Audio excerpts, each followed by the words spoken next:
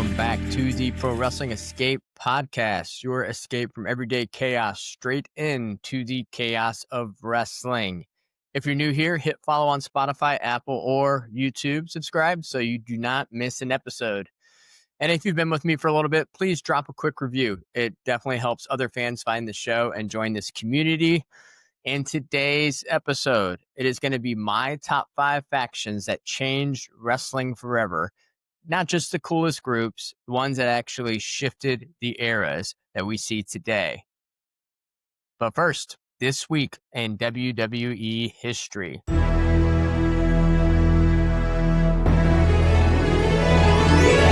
week, September 1998, back in the Attitude Era, Raw is War was peak chaos. The Undertaker was aligning with Kane, The Rock, and Mankind, surging as fan favorites, with Mr. McMahon cementing himself as the on-screen villain, some arguably say the worst villain of all time, in and outside of the ring. It's a perfect snapshot of why factions and alliances drove the era, and simply a perfect lead-in to today's countdown of an episode. And now it's time for the main event. So in pro wrestling, factions are the lifeblood of storytelling. We all know that. They're bigger than just one superstar. They create movements, rivalries, and some of the most entertaining chaos we've ever seen. I've said chaos like 5 times now. This is exactly what each one of these groups bring. From power struggles to betrayals that we've never have seen, to factions that have shaped eras and kept fans glued to the screen like you and I. And for me, it's been well over 30 years. And today we're counting down the top 5 factions that changed wrestling forever. These are the groups that defined generations and proved that sometimes strength in numbers is exactly what makes wrestling truly unforgettable. Again, this is my top 5. So if your group's not on here, let me know. If the number is a little out of whack that you think, let me know. Happy to talk wrestling. At number 5, I have the Hart Foundation around 1997.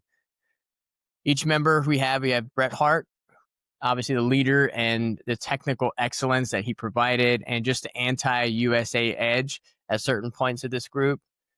We have the late, great Owen Hart, the cunning technician, if you will, and just really charismatic. As you go back and look, growing up, I didn't think he was too charismatic, but now that I look back, he just had it. Then you have British Bulldog, the powerhouse, the muscle, international star. And then, of course, Jim Neidhart, also Natty's father, just a bruiser and kind of the veteran backbone of the group. And you always have to have a loose cannon in the group, none other than the volatile Brian Pillman.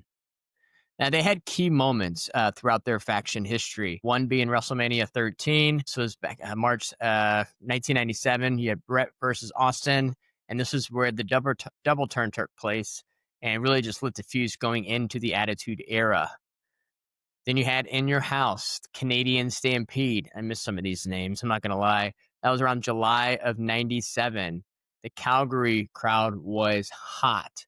It was a 10-man tag. I would recommend going back and watch it, especially since recently WWE has been in Europe, and we have seen how crazy the fans are. Now, sometimes the fans are trying to take over this show, in my opinion, but for the most part, they just bring that energy, and I think the wrestlers feed off of it.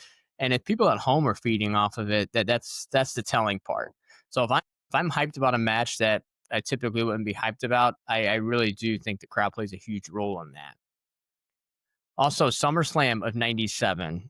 This is where Brett regained the WWF title amid the HBK and Undertaker drama. And then, of course, we all remember Survivor Series in 97, the Montreal Screwjob, which essentially closed that chapter of the Hart Foundation. But their legacy, they just proved that a faction could be heroes in one country and villains in another, just redefining crowd psychology and just paving the way for complex, location-driven storytelling used ever since. So they are my 5th faction. Coming in at number 4, I have Evolution, and they span from about 2003 to 2005. Most of us know the members. We have Triple H, who was the centerpiece of this group, the cerebral assassin. Then we had the living legend, Ric Flair, who also played a key role in being the mentor, and he kind of brought that swagger for the most part because he kind of went down a kind of how would I say it, kind of like depressing role. I think he was having a lot of looking in the mirror, like here I am, and well into my 50s. What am I doing? But him joining this group, I think, helped kind of give him that spark in his career up until he retired. Next, you had Randy Orton. He was the prodigy, the youngest world heavyweight champion ever. And then you had the muscle, the enforcer, who became a huge megastar well into Hollywood, Batista. Now, their key moments Armageddon 2003. This is when they had all of the gold. We all remember that picture, the visual dominance that faction displayed. Then SummerSlam that next year, 2004. This was Randy Orton's world title win. And then run into exile that next night. We all remember being on the shoulders of Batista and then Triple H putting the thumbs down. And about 6 months to 8 months later, Batista had his own version of a famous thumbs down, which went into WrestleMania 21 for him winning that title. And overall, that legacy is a star making machine that bridged Attitude Era to the ruthless aggression and really just minted two future headliners in Randy Orton and Dave Batista, while also giving Ric Flair a meaningful final act and, of course, cementing Triple H's reign at that time. And also their theme song slaps. Lion in the Sand. That's the name. Go look it up. I'm sure most of you already know it, but listen to it again. It's that good. Number 3 on my list, I have The Shield, 2012-ish, which looking back, you'd have thought it was a lot longer. But sometimes when these factions have a short reign, it shows you how important they are to wrestling today and just the everlasting effect they have on it. It also helps that all their members are world champions. First, you had Roman Reigns, the powerhouse, his spear, and then their power bomb anchor, their combo move. Obviously, a future tribal chief at this point. Then you had Seth Rollins, the architect, the strategist, the revolutionary, and of course, he is the workhorse. If you go back, I don't have the stats on me. Usually, I pull stats for these episodes, but he had so many matches in that span. And then you had Dean Ambrose, also known as John Moxley, just the unpredictable brawler, super gritty to a fault, I think. And then he obviously had that kind of crazy charismatic feel to him. Key moments when they first came out, it was Survivor Series 2000. Kind of came out of nowhere. They were just wearing like tactical gear, very like not to what they became with the tactical gear, but just like all blacked out. Actually, I think it was just black pants and black long sleeve shirts.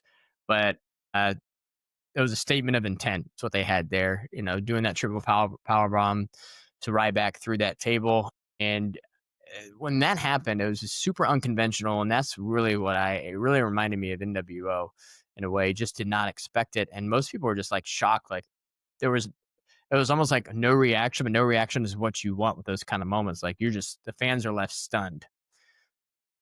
Then in TLC, they had that classic 6-man match versus Ryback and Team Hell No with Daniel Bryan and Kane. And then Elimination Chamber. This is one that really gave me the goosebumps. They finally had a 6-man match versus the Wyatt family in February of 2014. It's really a shame. I think they could have done so much more with that feud. It was just when they got in the ring together at the same time, all 6 of them, you just felt something. And it felt like you were watching history in the making. Really kind of wish go back in time they could just kind of capitalize on that a lot more, because nowadays I feel like they capitalize and then some on some of these storylines to the point of like, okay, we get it. And then in Extreme Rules, this was the signature 6-man. 6-man was a big thing back then. Was when they went up against Evolution. And then of course in Raw, June 2014, you had Seth Rollins doing the chair shot that split the unit and broke them up. And just their legacy speaks for itself. It was a unicorn of a faction, if you will, that produced 3 separate world champions and rewrote the modern 6-man formula as I listed out those matches. Their breakup powered a decade of main event stories across WWE, and also when Moxley went to AEW. I think you talk about star power, they probably had the most star power between every single one of their members in the group. Number 2 on my list. Some of you are thinking, all right, I see the shirt you're wearing, Kyle. Got the For Life shirt. Where's NWO? You might be able to figure out after this. Number two, Degeneration X from 1997 to 2000, and then, of course, some later reunions along the way. The members, Shawn Michaels, the original Spark, who arguably kind of started the Attitude Era, just the provocative showman who had uh, I mean, you had to have the mute button ready if you were in the truck, with him on the mic. Back then, Shawn Michaels was just a loose cannon, as I mentioned before. For some of these people, he was the loose cannon in the group, and also the showman of the group. Also, you had Triple H, the long-term leader, of course, the mastermind. You had China, rest in peace, China, the barrier breaking enforcer. And she came out, you're just like, okay. Game changer for women's presentation. I think she really helped bridge the gap from, you had, women at the time were just mainly managers. Yes, she was a manager, but then she really started getting into the ring and wrestling, especially wrestling against other men for titles. So she was definitely before her time. I think she would absolutely thrive even more nowadays. Just imagine China, going against Rhea Ripley, Raquel Rodriguez, just some of the women that are just tall in stature. Then you had X Pac, high energy wild card. X Pac had the best of both worlds, going from NWO to Generation X, and it's a token to him because obviously both groups wanted him and needed him. I mean, he played a huge role.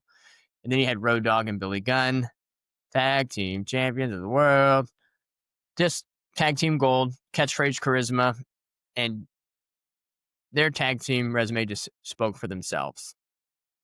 Key moments with DX. The night after WrestleMania 14, March 1998, Triple H rebooted the DX with X Pac and the Outlaws.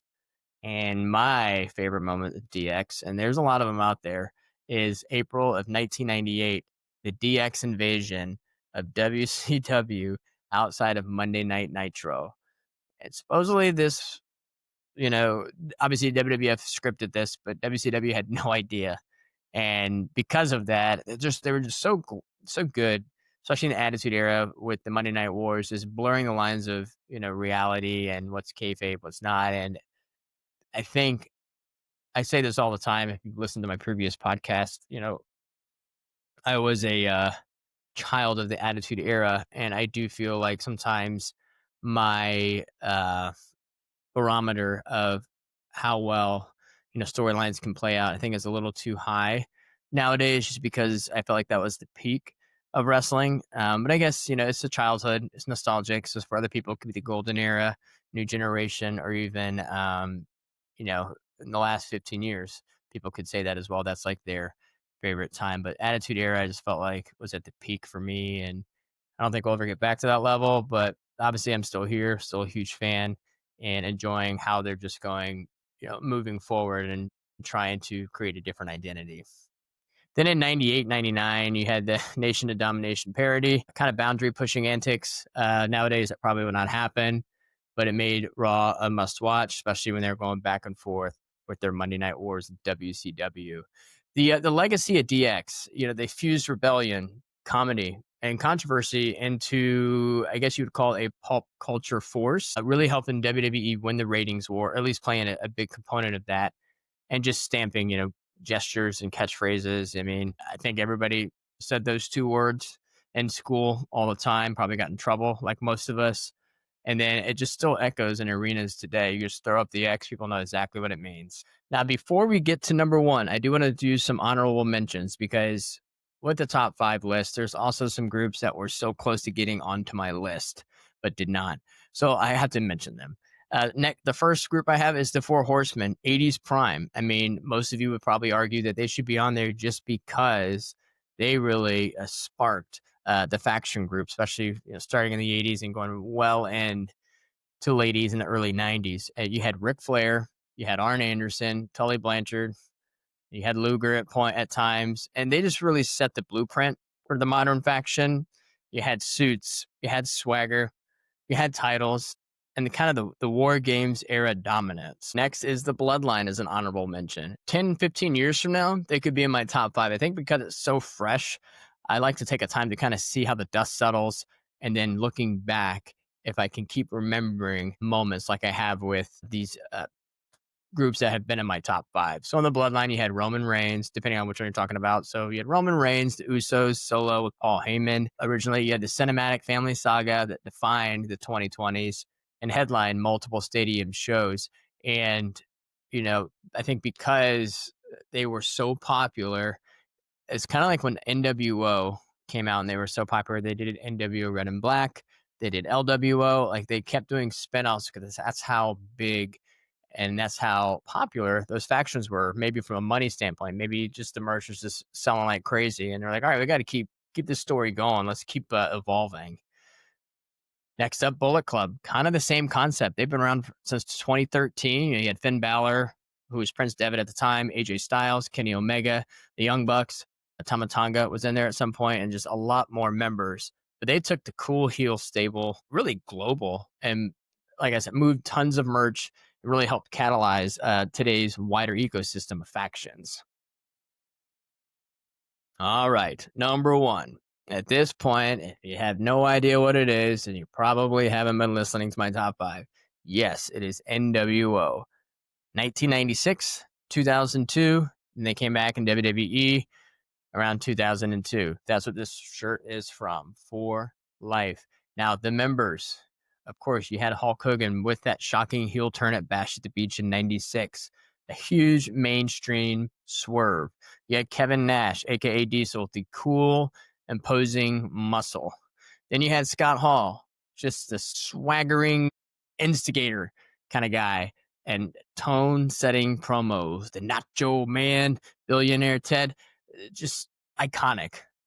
And key moments, of course, you had Bash to the Beach, where it all came together in July '96. Hogan turns, NWO is born, trash being thrown, beer being thrown.